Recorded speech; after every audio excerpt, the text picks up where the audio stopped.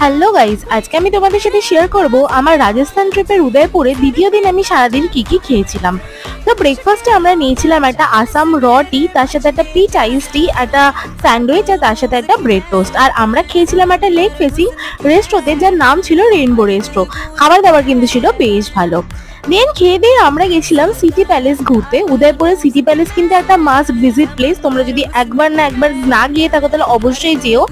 দেন সেখানেই আমরা খেয়েছিলাম লাঞ্চের ডাল বাটি চুরমা। রাজস্থানে যাবো আর ডাল বাটি খাবো না, তা তো হতেই পারে না। তো ডাল বাটিটা আমার ফার্স্ট ইমপ্রেশন বলবো ইট ওয়াজ লাইক ঠিকঠাক, আমার খুব একটা ভালো লাগেনি, তবে একবার এক্সপিরিয়েন্স করা যেতেই পারে।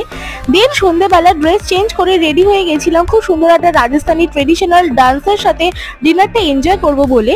তো আমরা ডিনারে নিয়েছিলাম স্টার্টারে এই চিকেন টিক্কাটা, যেটা ছিল ওদের লোকাল ফিশ, যেটা খেতে দুর্দান্ত ছিল। আর রাতে নিয়েছিলাম একদম মেন কোর্স একটা লাল মাছ আর একটা হচ্ছে বাটার নান, যেটা ছিল হেভি।